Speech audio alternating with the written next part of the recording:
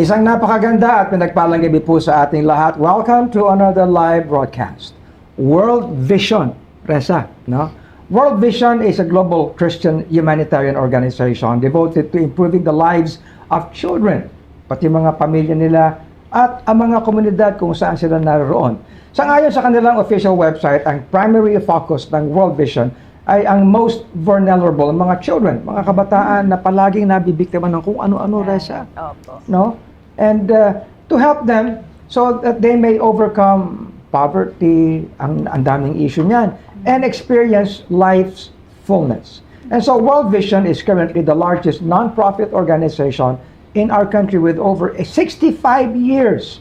Mas matanda pa rin ako of experience and has been helping over 1 million children every year. So alamin natin ang kanilang mga ginagawa, lalo na Reza, dito sa Tatalon. Right where we are. At palagay ko yung napakagandang pag-uusapan po natin ito sa ating What's Brewing. Of course, Bishop, and more on programs for the youth. Ayon po sa OED.com, ang ilan sa mga top in-demand courses ngayon sa ating bansa ay Information Technology, Computer Engineering and Computer Science, Nursing, Education, and Hospitality Management. Mukhang wala po dyan yung mga courses natin. At karaniwan po rito yung mga courses na maraming available na trabaho pagka-graduate nila. Oy, teka. Lumalaki ang kumukuha ng criminology. Mas gusto nila maging criminal yata. Sige, okay, tuloy mo. So, enter Head Start. Ito po isang career orientation program spearheaded by the Great Lighthouse Foundation, incorporated through its Lighthouse Center for Human Resource Arm. So, now in its third year, ano-ano nga po ba yung mga ino-offer ng upcoming seminar nito para sa ating mga kabataan? So, abangan niyo po ang kwentuhanin mamaya sa Espresso Cell. Magaling na pag-uusap yan. At sa Health Talks naman, ngayong Hulyo po ay inoobserbahan ang Diabetes Awareness Week sa ating bansa. Kaya ayan, makinig kayo po mga diabetic, katulad ko. At sa taong ito, ang tema ay Galaw Pilipinas, encouraging physical activity and exercise to promote wellness and health. Muli ay ituturo sa atin ni Doc Aika ang mga kaparaanan para maiwasan ang sakit na ito at healthy tips to maintain a blood level, no, or sugar level na maayos at safe. Ayun. So, we prepared good topics for you tonight. Stay with us for an hour of good talks. Ako po si Reza Abante Gebra. At ako naman si Bishop Robin Abante. Join us and let's have good talk over good coffee. Welcome to the Lighthouse Cafe.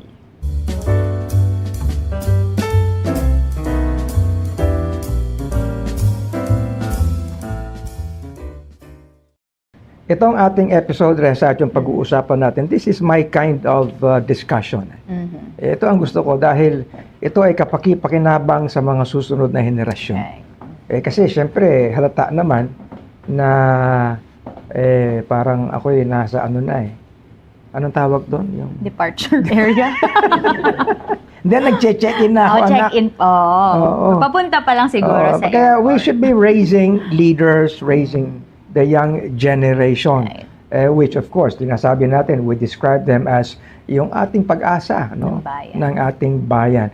And so, para bigyan daan po ang mas magandang pag-uusap dito, narito ang mga kinatawan, pwede naman sabihin yun, ano, ng World Vision. Yung sinabi ko kanina, narito si Pastor Choi Magdaong, ang Faith and Development Manager ng World Vision. Ayan, Pastor Choi, magandang gabi sa iyo. Magandang gabi po. Magandang gabi po sa inyo lahat. Doon sa kaliwa niya, narin naman si Mitch Rayo. Ikaw ay training officer ka. Naku, maganda ito. And of course, balita ko, anak, ito rin, batuhan lahat ng ng problema ni Choi. Anyway, si Nika, siya naman ang Child Formation and Nurture Officer nila. Magandang gabi sa inyo. Gabi po. Good evening. Welcome sa Lighthouse Cafe. Thank you for having us here. Oh yes, matagal na ito dapat Oo nga po kasi alam mo itong, let me describe the community sa inyo. Kung ako'y tatanungin, sabi kasi dito ang daming bata rito. Kasi sabi ko ang mga nanay kasi rito, meron silang contest. Patibayan ng matris. Kulang ko na lang sabihin, itong Tatalon actually is actually the second biggest, if not the biggest, na barangay sa Quezon City. Okay? Parang factory ito ng mga bata Kaya kami naman sa Lighthouse, ginawa na namin seryoso yung pagkakaroon ng ministry na from womb to tomb. Okay, but anyway, pag-usapan natin, World Vision. Anong kinalaman nyo sa mga bata? Pastor Choi, ikaw siguro sasagot niyan. Yeah. Yung World Vision po kasi, yun yung pinaka bias ng organization is to really help the children. Because the organization started from Bob Pierce, part ng history namin yun nung 1940. 65 years ago. In the Philippines po, 65 In the years. Philippines. But in globally, 75 years. Started po ito when si Bob Pierce is he was a evangelist, a Yes. journalist, evangelist at the same time. When he went to China to do yung kanyang work, kasama siya dun sa mga military, Yes. nakita niya yung isang bata. Then from that, na-develop yung kanyang passion. Great. So, nung 1950, na-register niya yung World Vision, September 26, 1950. Okay. Yung prayer po niya na sinulat niya sa kanyang Bible nung nakita niya yung bata, sabi niya, "Let my heart be broken by the things that break the heart of God." That's great. Then, Pakita nga natin sa camera yung ano, kasi nakalagay dyan sa ating monitor. Change a child's Change a life. child's Yeah. life today. Ayan, So- ang ganda. O yan, kita mo. Yan po ang nakikita namin dito para sa inyong information. Ano? And actually, matagal na akong hanga sa World Vision. No? At yun yung presence sa Pilipinas, marami na kayong pinuntahan ng mga communities. so in the Okay. Philippines po, 65 years. 65 years. Gano'n ka nakatanda? Kasi ang pagkagaling po niya ng Korea, pumunta siya ng Philippines, then Yeah. nag-start siya ng orphanage. Oh, yes. If you know Bishop Leo Alconga, Yes, of course. he was the first batch ng mga sponsor ng World Vision. Magaling. Ibig sabihin, kayo lahat na nasa World Vision, hindi pwedeng galit kayo sa bata. Hindi pwede. A heart for children. Yeah. Di ba, Nika? Ay, sabi ng banal na kasulatan, sabi ng Panginoon, suffer little children to come to me, for such is the kingdom of heaven. Ibig sabihin, the kingdom of heaven really should show care, no?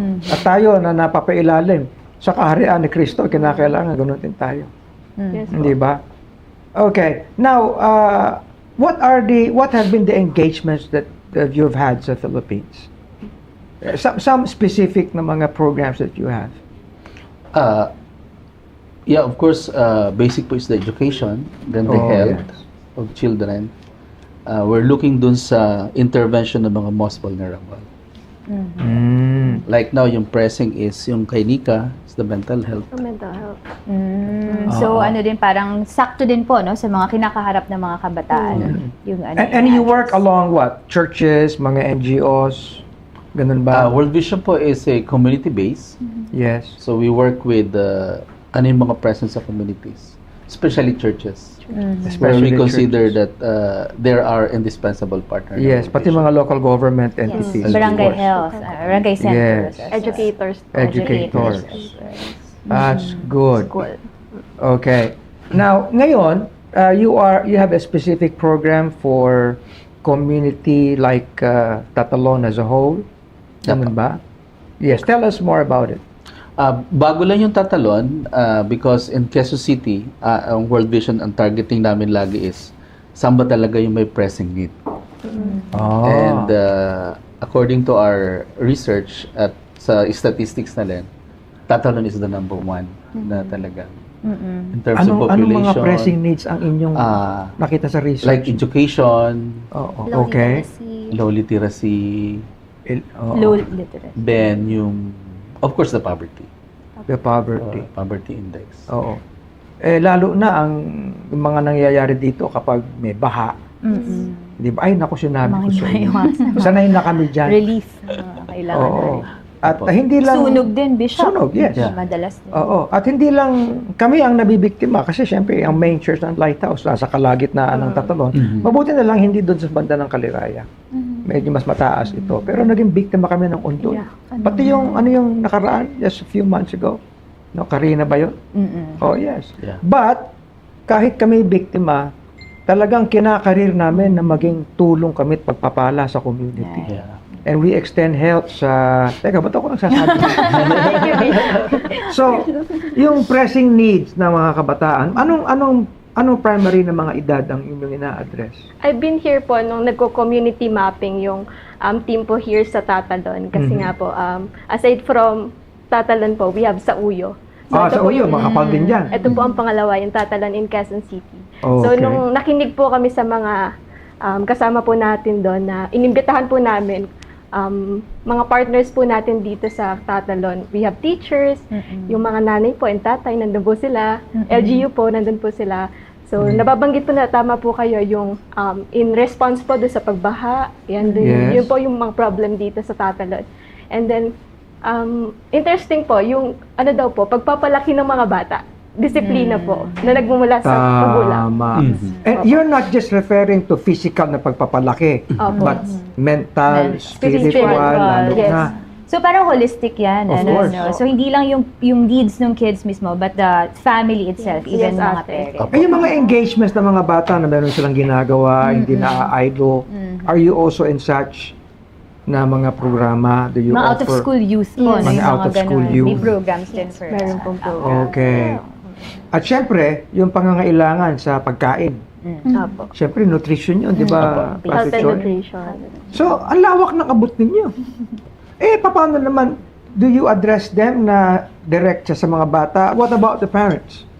Yung approach po namin is community-based.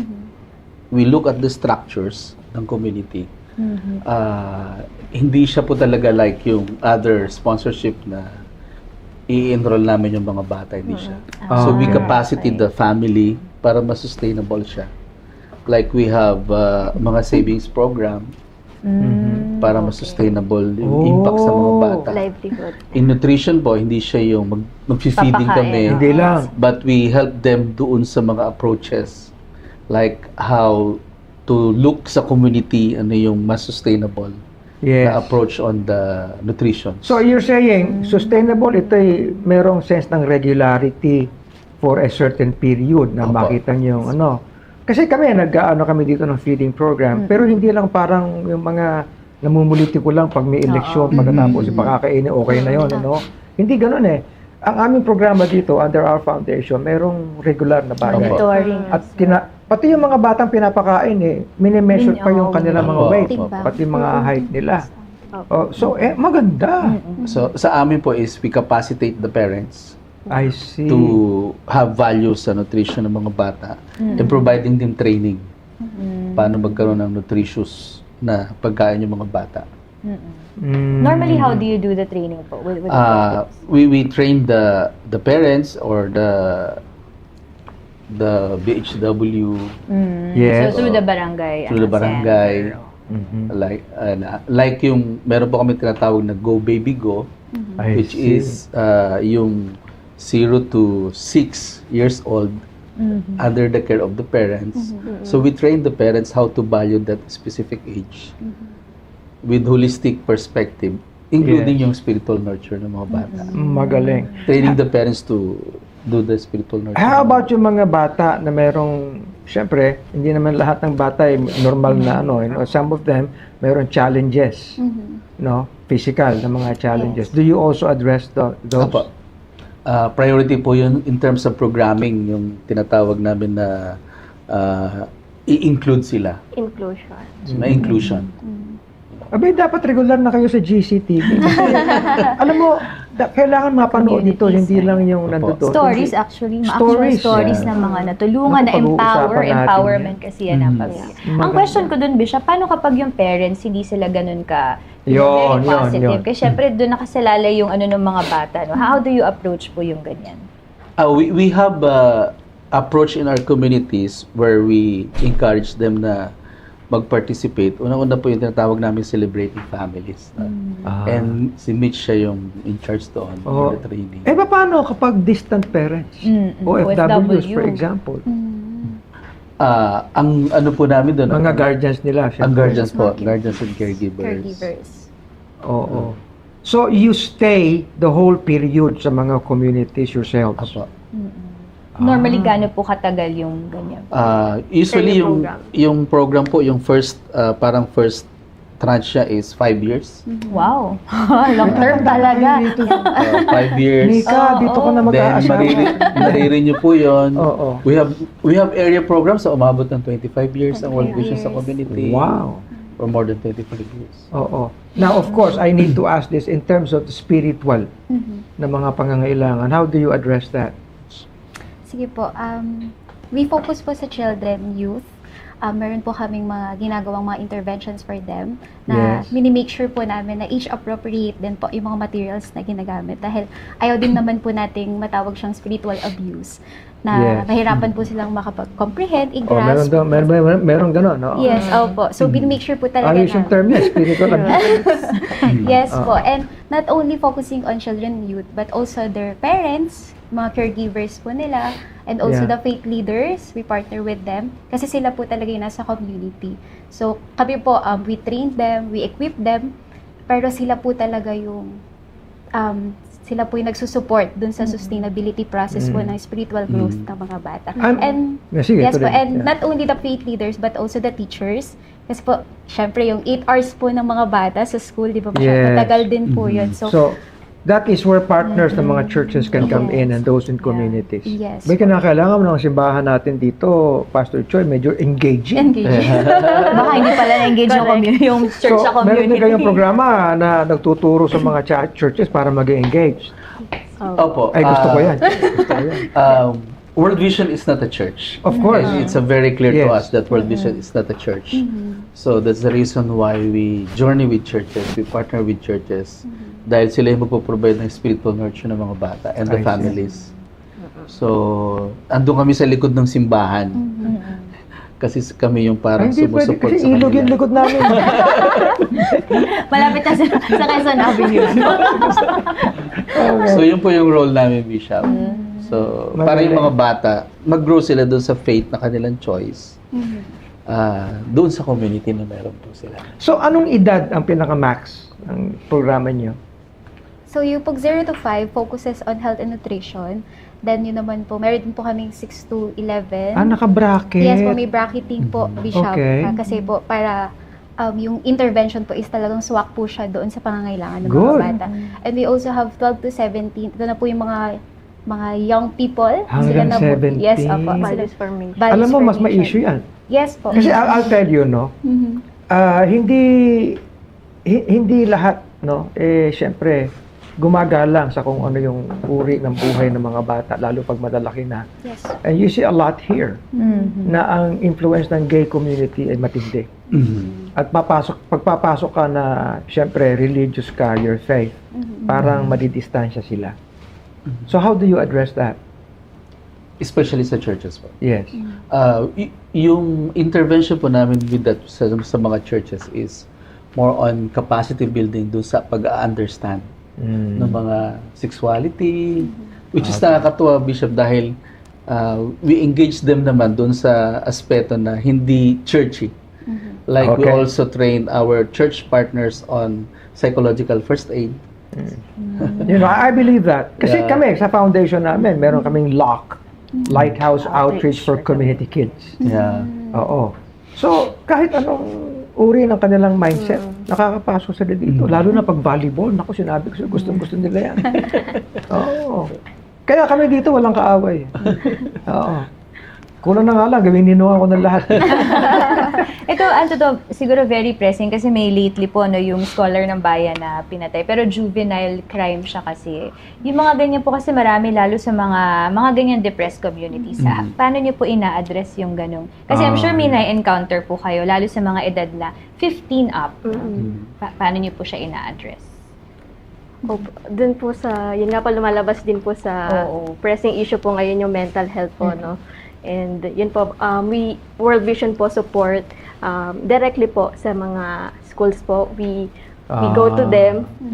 Una po sa mga teachers po, we capacitate them po sa training on psychological first aid. Paano po sila makakonect sa mga kabataan ngayon? Ibig sabihin, for one specific situation, you look for the proper partner. Yes. Yes. Magaling. Oo. Abe, marami tayong pag-uusapan kasi ako, nasa maraming bagay ako. Di ba, Reza? Oo. Tama po kasi kailangan may connection din talaga. No? Ang hirap. Yeah. Walang relationship na na-build pa. Napakahalaga po kasi yung role ng mga church leaders, especially mga faith leaders. We had a survey, Bishop, noong 2015 Mhm. sa 6 countries. Philippines, Albania, Nicaragua, Mali, Uganda, and Cambodia. We have one question, who is the most trusted na person in the community? Number one, sasagot nila, Bishop, is the church leaders or the faith leaders. Oh. So, So this is true for all? different, yeah, it's This is six- true for all the countries. Yes, Ano? different countries. Church leaders, faith leaders in other faith contexts. And that's the reason why we really have yung ganong deep intervention. Habang may respeto at may ganung paningin, dapat i-develop I-develop. kaysa maging kasiraan. Opo. Kasi may Okay. mga bata na sexually abused, imbis na Yes. sa parents, pupunta sa mga Sunday school teachers.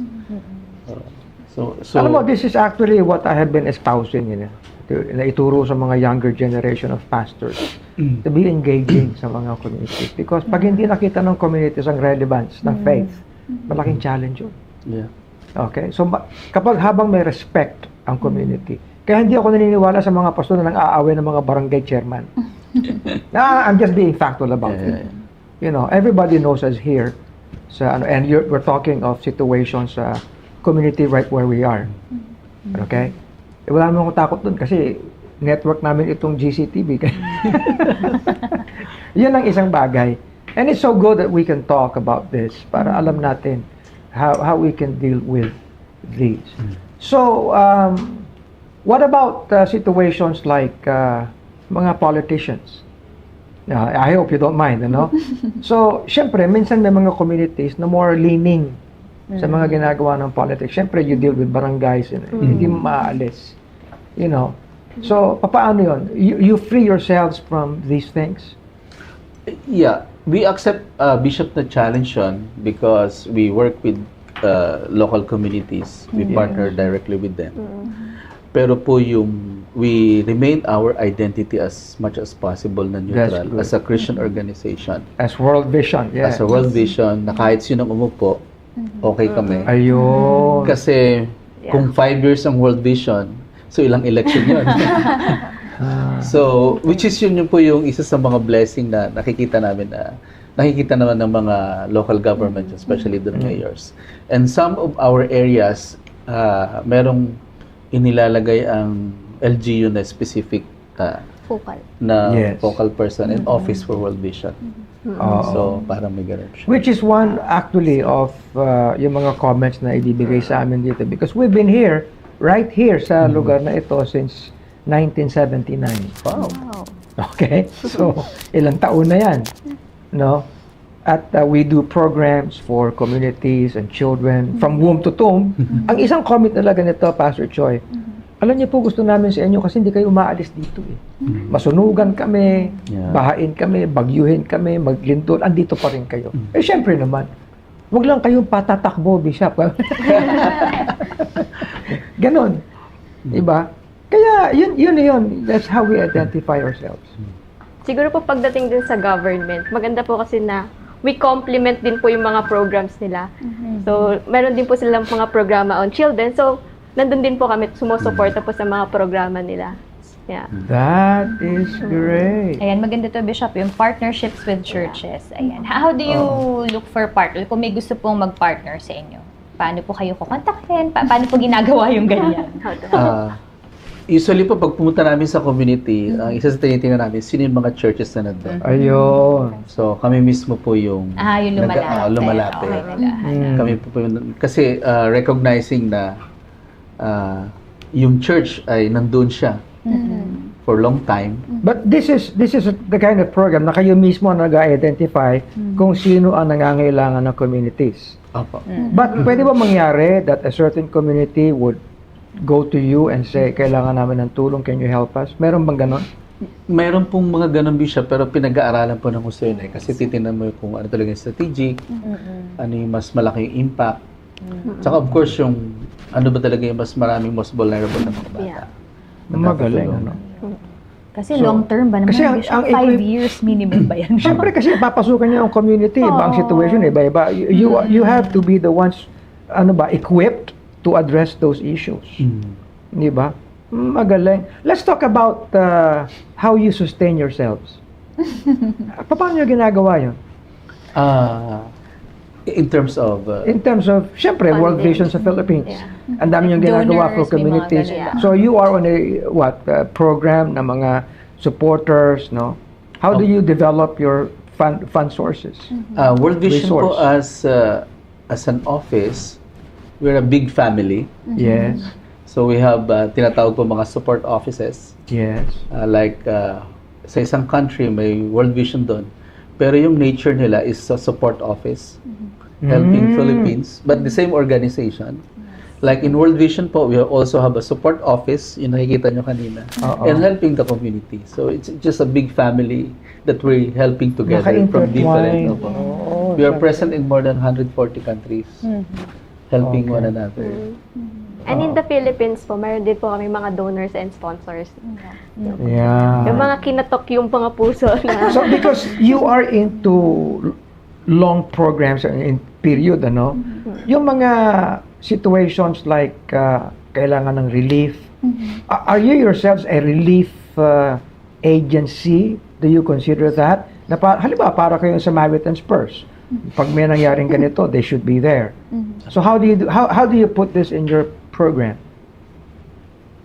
So, ano siya, Bishop, World Vision is not only sponsorship, we are also a relief organization, Okay. an advocacy organization. Yeah. So every time we have disasters, priority po yan. Like in I see. Yolanda, we have big operations in Yolanda.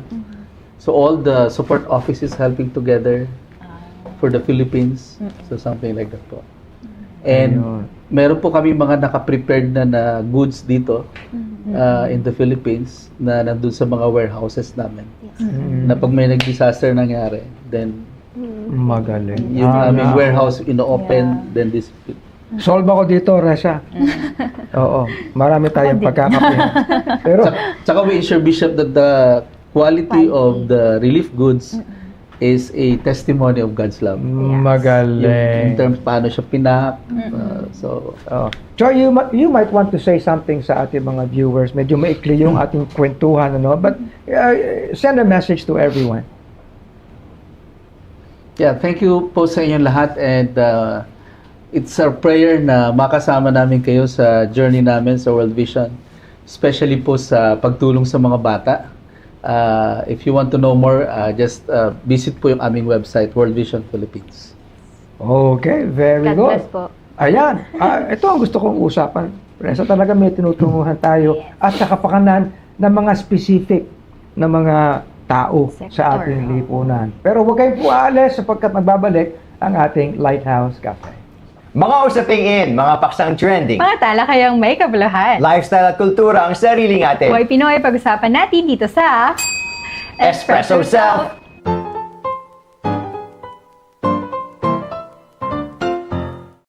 Alam mo, Erica, hindi mo natatanong nung college ako. Medyo kakaiba yung course ko eh. Statistics. No? Mahirap i-pronounce. Iba nga. Statistics. Na pili ko siya kasi nung high school ako, medyo na-inlove ako. Lalo yung mga usaping probabilities. No? Ano yung probability na magiging mga host? chances. Oh, Diba? chances na magiging host tayo ng isang running talk show. Oo, na Lighthouse Cafe, no? Kaya maganda naman nung graduate ako, na-apply ko rin agad yung aking pinag-aralan, no? Sa career ko na aligned sa market research or consumer insights. So, ikaw, nag-aaral ka pa ba? Oh, mukha lang. Pero sa bagay, kailangan naman natin ng continuous learning, Gabi.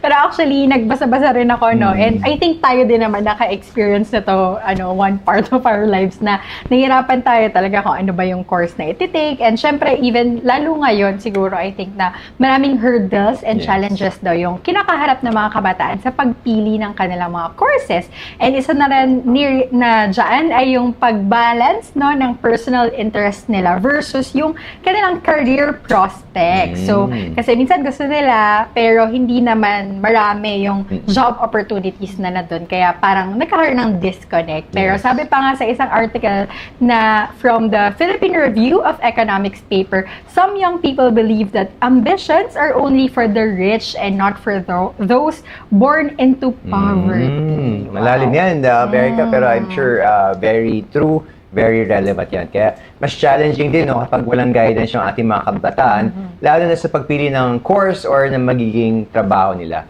Kaya naman, napakaganda dahil the Great Lighthouse Foundation through its Lighthouse Center for Human Resource arm came up with Head Start, a career orientation seminar targeting mga high school and college students. To know more about this, we've invited Mr. JC Ballesteros and Ms. Jumisa Ilyasca sa ating pong usapan. Welcome to Espresso Self, JC and Jumisa. No? Since pinag-usapan natin mga courses, no, siguro pakilala mo na kayo ano yung course na natapos ninyo nung kayo ay nag-college. Sige po. Ako po si Jumisa Ilyasca and ako po ay graduate po ng Fine Arts, major in Advertising Arts po. And so yun din po yung nagagamit ko ngayon. I'm currently in a publishing company po. Ayan, ako na po si JC Ballesteros. Nag-graduate po ako Industrial Engineering. And isang malaking aspect po nun is project management and which is yung current na trabaho ko for Meralco. Wow. Medyo science and arts pala tayo, no? Yan, and nakita natin na maganda rin yung mga napili nilang course, Gabby, kasi na-apply nila agad, no, sa kanilang work. So, speaking of itong Head Start nga, no, nakita natin na 3.0 na siya. So, I think nag-run ito for several years, no? And ito ay project ng LCHR or yung Lighthouse Center for Human Resource. Siguro, brief background lang, ano ito and what does it do? Actually, yung Head Start natin ay nag-start last year.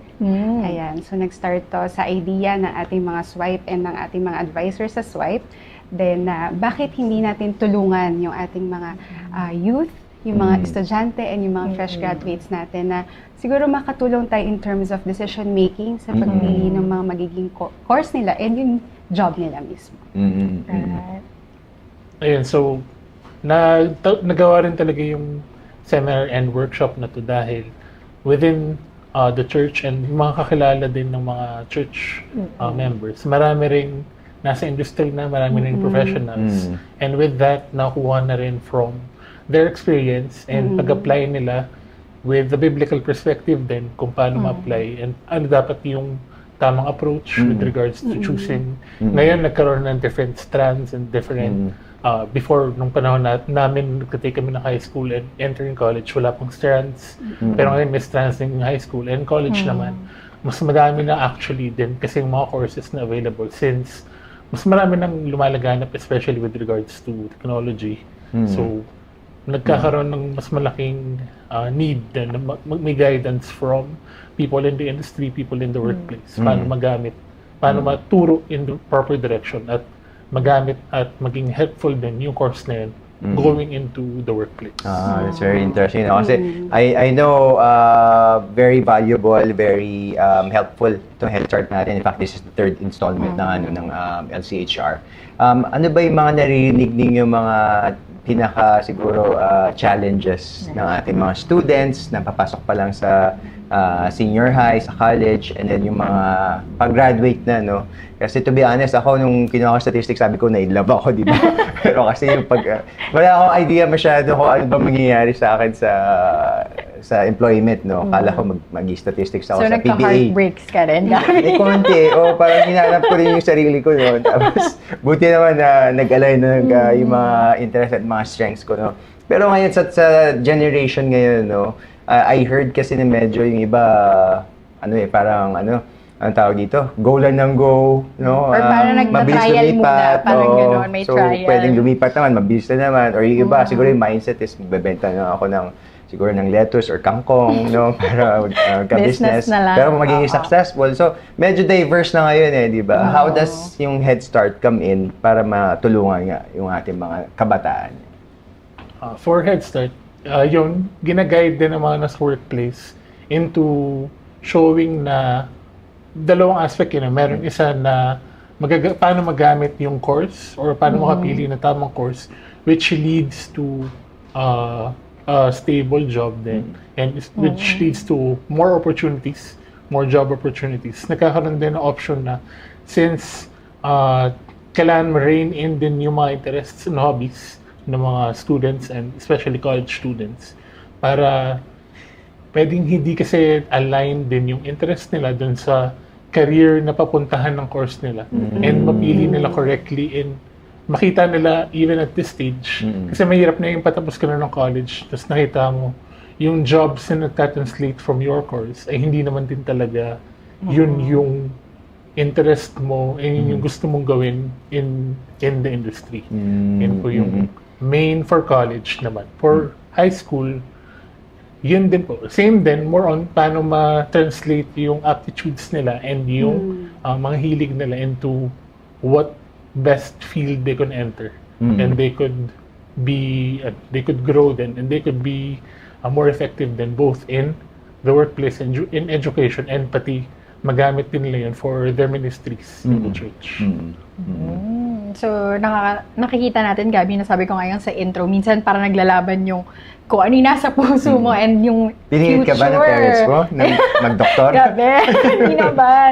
Pero yun, and I think naalala ko din nagkaroon tayo ng interview din with Ate Marie naman. No? So, nakita rin natin yung mga future jobs. So, minsan yun na rin yung inisip natin kung i-align ba natin yung course natin dun sa future jobs or kung ano talaga yung nasa puso natin na i-take na course. No? So, siguro, bigyan nyo rin kami kung ano ba yung mangyayari for this day, no, na Head Start, ano yung mga different offerings nyo from this whole day na activities. Okay, so yung sa binubuo na, actually yung nabubuo na naming program ay may kaibahan from last year, no? So, dito ngayon magfo-focus po tayo for our junior high school and ganun po sa mga sa college natin, senior high, magkaroon po tayo ng mga mini workshops within those parts po. So sa mga industries po natin, bubuo po tayo ng mga workshops na sa tingin po namin relatable. Kumbaga parang ang purpose po kasi nun is that yung mga college students po will have that glimpse or parang experiential po yung mga courses na gagawin. Immersive ba yan? Opo, yan. Sana yung balak po natin, maging immersive po.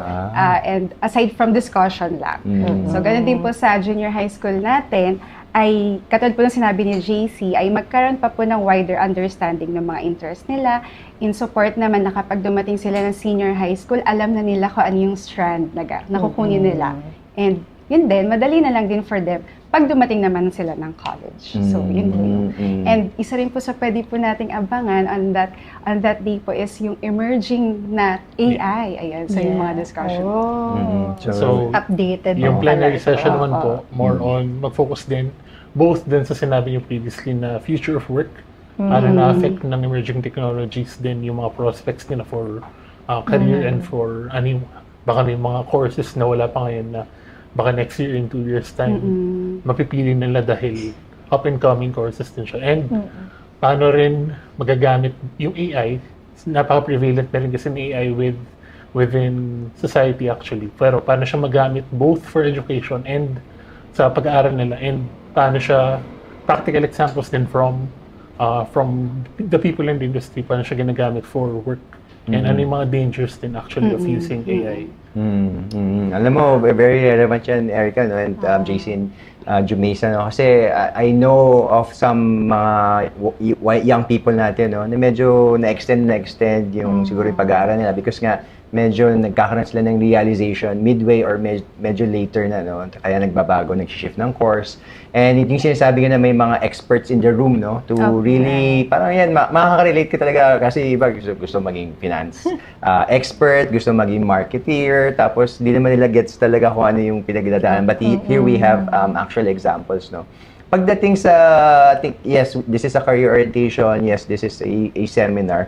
But this is also, we're also providing biblical insights, no? So how do we cover that first and foremost dito sa ating gagawing Head Start?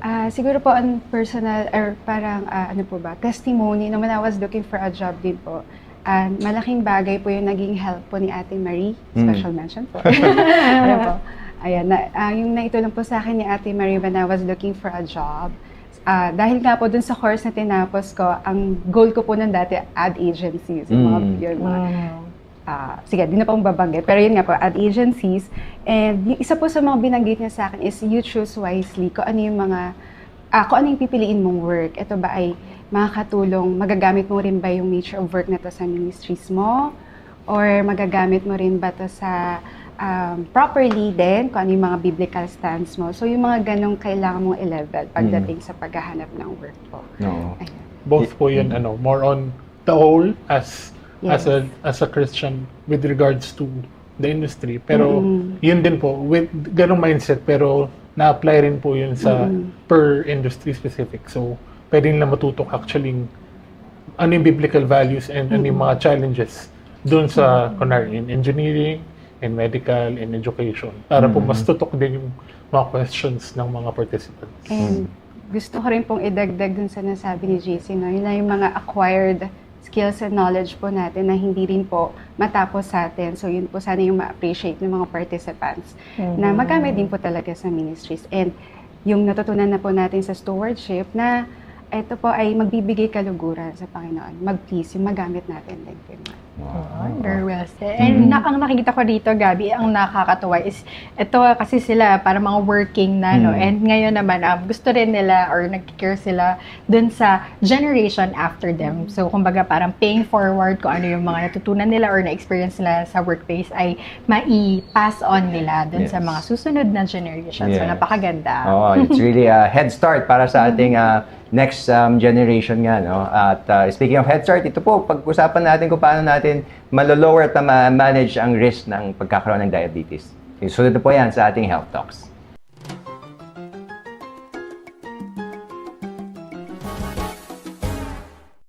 Welcome to Health Talks. Diabetes mellitus ranks as the 5th leading cause of death in the Philippines with more than 27,000 deaths, and this was based on PSA's leading causes of death in 2024. Nako, napakataas niyan, Harvey. And this 2025, they have projected the prevalence of diabetes to be around 6.6 to 3%.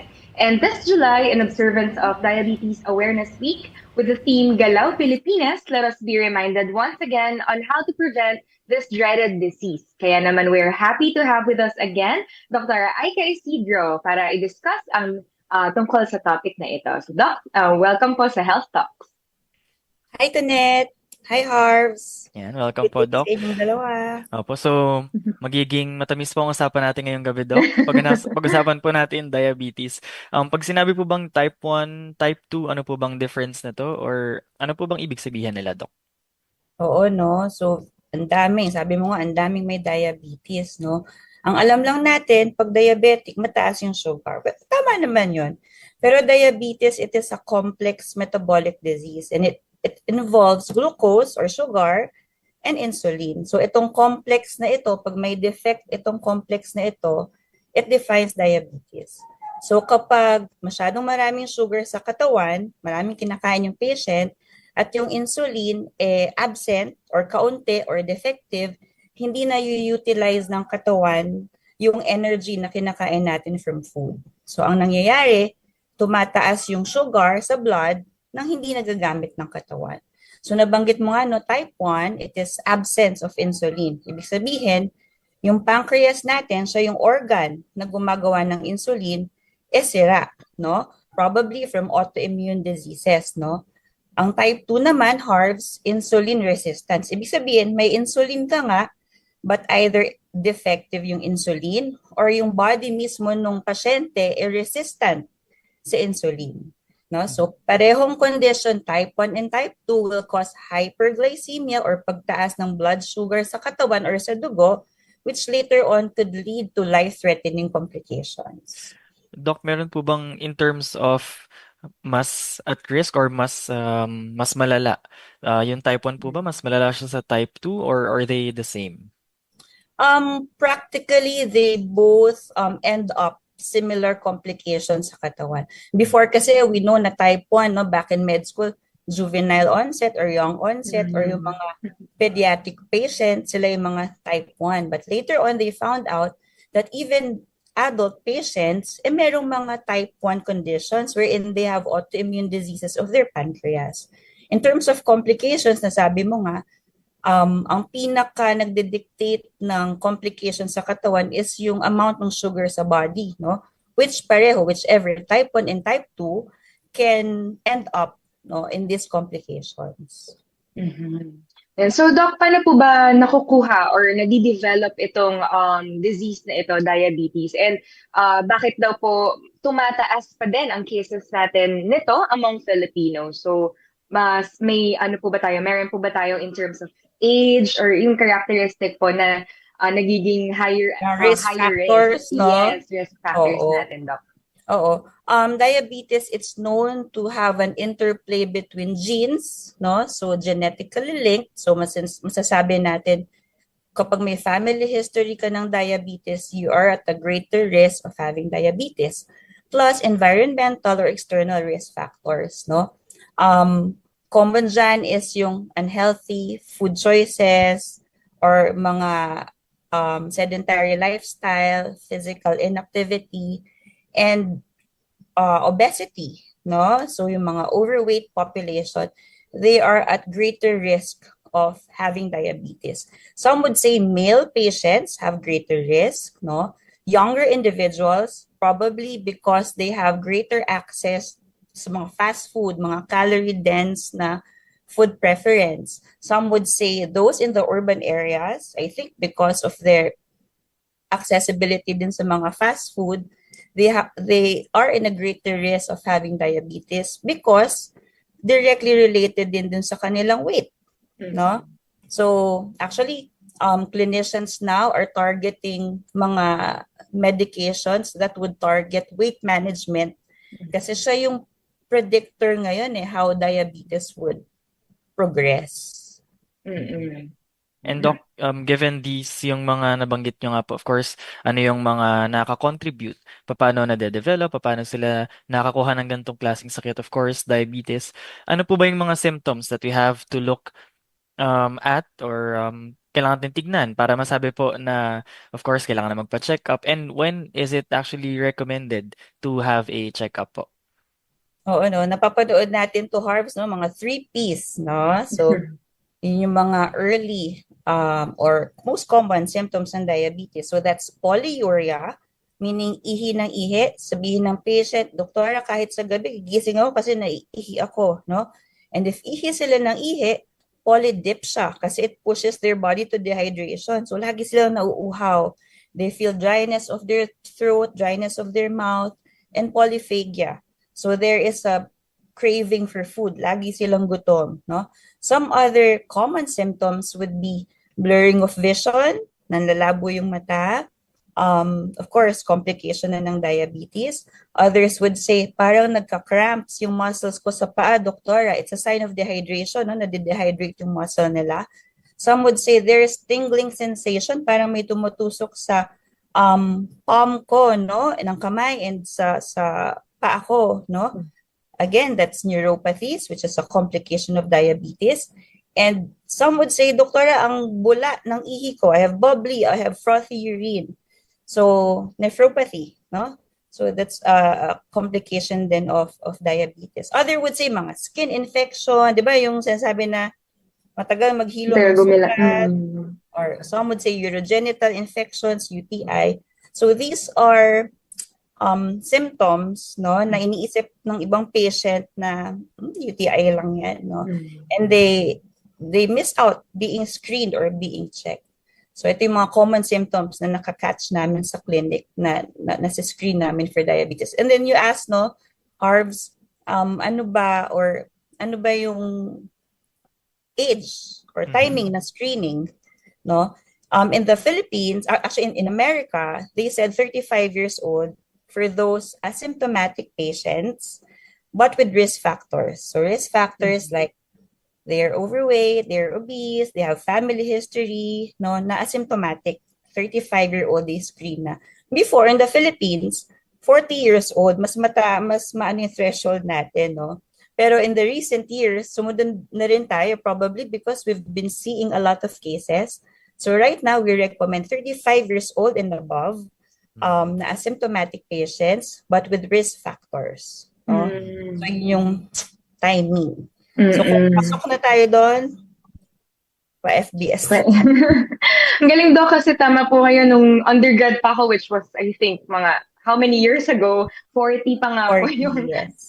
Pero ngayon, di na ba na, since I think kasi nga po talagang nakikita natin yung trends sa obesity and overweight among Filipinos na dati slowly emerging, ngayon fully, I think fully, ano na siya, emerged na talaga Rising, yung... no? Oo, tama. So pag sinabi po ba, Doc, na pre-diabetic na ang isang patient, or can we also discuss po a bit yung ano po yung range ng normal na blood glucose, and kapag nga po ba daw sinabing pre-diabetic na, ay may chance pa raw po ba itong ma-reverse, and can you reverse it through diet modification, yun, yung mga ganong nutritional management po? So siguro we should discuss yung mga blood tests that we usually request. I think we have a slide on that, no? Kasi right now it's very nice din sa patients that we are conscious sa numbers, no? So yan, so we could our doctors could ask for FBS or fasting plasma glucose. So we are diagnosed diabetes pag 126 and above, no? HbA1c, so non-fasting siya, but it gives us the average of our blood sugar for the past 2 to 3 months, no? So usually clinicians would request both FBS and HbA1c, no? So if it is more than 6.5%, we are diagnosed overt diabetes. OGTT, no, oral glucose tolerance test, no, may ipinapainom na glucose load, no, usually sa pregnant, pero we can give this also to non-pregnant patients, no. If it is more than 200, we are diagnosed na diabetes. This is almost similar to random. Yung kumain ka and then you just like to check if mataas yung sugar mo or hindi. So that's random blood sugar. So if you have 200 or more and you have symptoms of diabetes, you are diagnosed as overt diabetes or diabetes. So nakita dyan sa screen yung pre-diabetic range and the normal range. And tama ka, Tonet, no? So pag pre-diabetic, may mga ibang patient, papanic na, no? But this is the stage where we can do lifestyle modification, diet, no, weight management, wherein we can delay or even reverse, no, diabetes. So tama ka, during pre-diabetes, may chance pa. May chance pa na hindi tayo maging diabetic. Although clinicians, me particularly, no, I would review the history of the patient. If he or she has strong family history, I would think na for closer monitoring, or I might start on pharmacologic therapy. Depende pa din. But generally speaking, pag pre-diabetic patient, yes, reversible, and pwede pa ng non-pharmacologic management. Ayan, napakaganda ng binanggit ni Doc, no? Syempre, meron pa ring pag-asa, of course. There is a possibility na ma-reverse, sabi nga ni Doc. Pero Doc, punta po tayo, what if na-diagnose na? So, diabetic na yung patient. So, ano po yung treatments natin sa sakit na ito? And you mentioned, of course, yung lifestyle changes and of course, tips, Doc, on this. Dagdag ko lang, no, Harbs. Kasi before, when I was in med school, not so long ago, ang diabetes is irreversible, no? But there are recent journals, clinical trials. I've also conferred this with my friend who's a diabetic expert, na meron ng diabetes remission, okay? Wherein pwedeng ma-reverse, no, ang diabetes, no. Syempre not all diabetes. Bakit? Kasi they can pinpoint now that weight or obesity or weight is predictor nga, no, of how your diabetes will progress. So pag na-address yon at the onset of your diagnosis of diabetes, like ma-address properly your weight, even without medications, kahit na-diagnose ka na ng diabetes, pwede pa siyang ma-reverse. Ito yung tinatawag nila ngayon na diabetes remission. Before, I would say, no, it's irreversible. Hindi na. Pag diabetic ka na forever. Parang ganon. So, recent articles lang, 2024 articles, no? So, and that's very interesting, di ba? Kasi somehow it gives hope sa ating diabetic patients.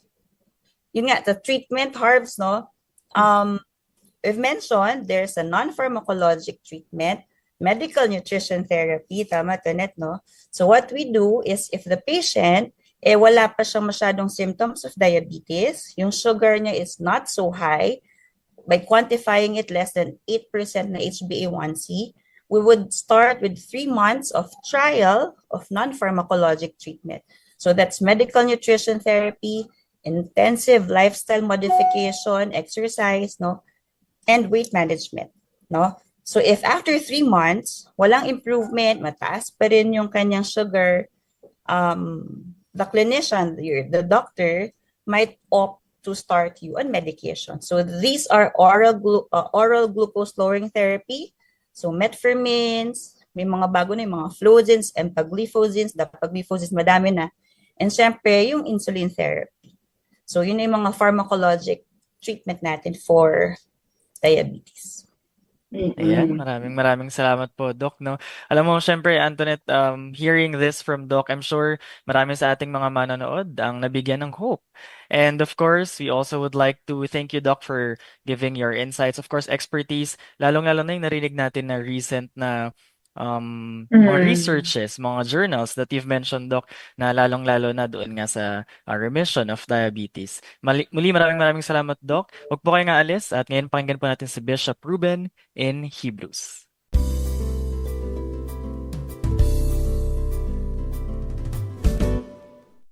Welcome to Hebrews. Ito po ang segment sa ating Lighthouse Cafe na naglalayo na bigyang daan sa ating mga buhay, mga kalooban, kaisipan, ang katotohanan ng salita ng Diyos at patungkol din sa mga napag-usapan natin. Kanina napakaganda po na sa pamamagitan ng mga taga-World Vision, nakita natin kung paano dapat ay inaabot ang mga kabataan, lalo na ang mga nangangailangan. Iba't ibang klaseng pangangailangan po. Kaya I remembered yung sinabi ng ating Panginoon sa Luke chapter 4 and verses 18 to 19. And this is what the Lord Jesus Christ said, "The Spirit of the Lord is upon me because He hath anointed me to preach the gospel to the poor." Sino po yung mga poor dito? Hindi lang po yung mga physically poor, kundi yung mga sila'y may kahirapan patungkol sa spiritual na buhay, patungkol sa pagbibigay kalugur at luwalhati sa Panginoon. Sa bagay pong yan, dahil sa kasalanan, lahat po ng tao ay poor. Ano po? Kaya inaabot tayo ng gospel, ang mabuting balita ng ating Panginoon. Sin made every one of us poor before God. Lahat po tayo may pangangailangan. Ang sabi po ng banal na kasulatan, dahil sa kasalanan, ano po, the wages of sin is death. At ang sabi ay wala po sa atin na nakaabot sa kaluwalhatian ng Diyos. Kaya anuman ang yaman natin sa buhay, anuman ang kakayanan natin, anuman ang galing natin, poor pa rin po tayo. Kailangan natin ng gospel. And then ang sabi ng Panginoon, patuloy, He hath sent me to heal the broken-hearted. Well, alam niyo po yung broken heart, hindi lang po sa pag-ibig yan. Broken-hearted, tungkol sa pag-asa, tungkol sa positibong kaisipan, tungkol sa maraming bagay po sa buhay. Marami pong ganyang kalalagyan sa ating lipunan, lalo na sa mga bata na kung anong ginawa sa kanila, naging biktima, hindi lang po ng pagkakataon, kundi naging biktima ng kasalanan sa mundong ito. He hath sent me to preach deliverance to the captives. Ano po yung mga captives? Ito po yung mga tinatawag natin na katinikala sa pamamagitan po ng ano-anong mga influence sa ating lipunan. Napakarami po niyan. Kahit nga po ngayon balitang-balita na ang ating bansa daw po number 1 na. Capital na po tayo ng e-gambling. Can you imagine? There's a lot of things that make our people captives, in bondage, nakatinikala. Kinakailangan po ng mabuting balita ni Kristo na nagpapalaya po sa atin. And then, recovering of the sight to the blind. Lahat po ng tao ay blinded sa liwanag na kay Kristo.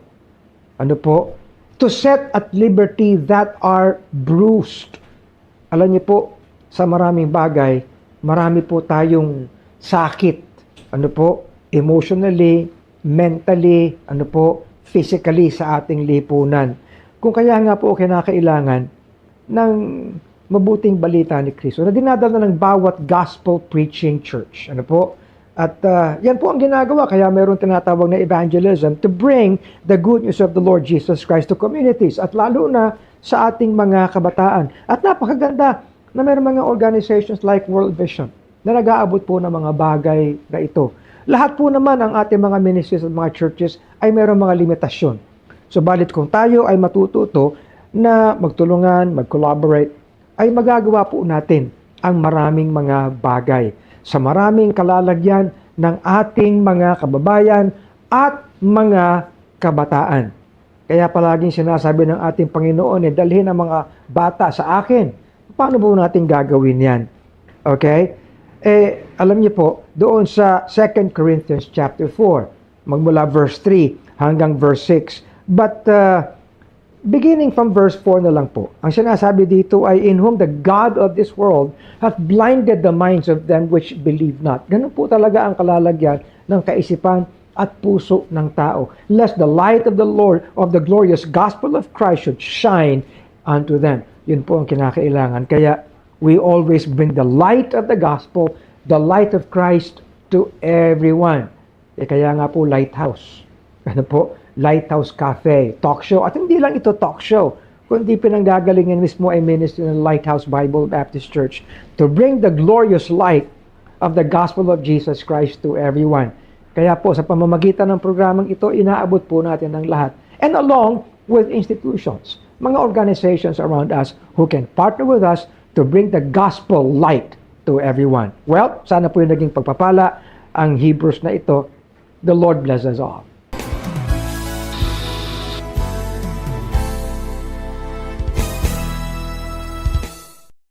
And again, we come to the point in our program when we say, ang ikli naman ng oras natin. Ang dami-daming pinag-uusapan. But thank you for joining us sa napakaganda natin mga pinag-usapan.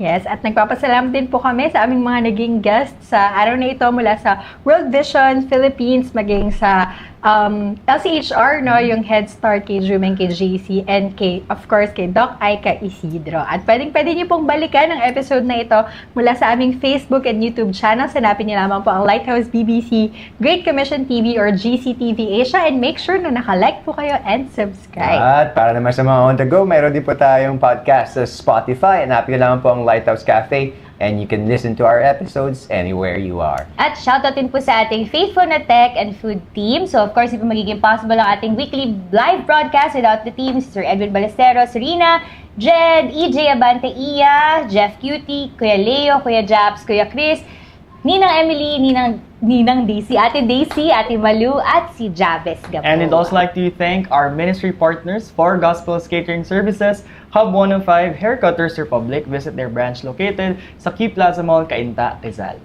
And join us again next week, Monday evening, 8:30 p.m. for another live broadcast of the Lighthouse Cafe, where good talks happen.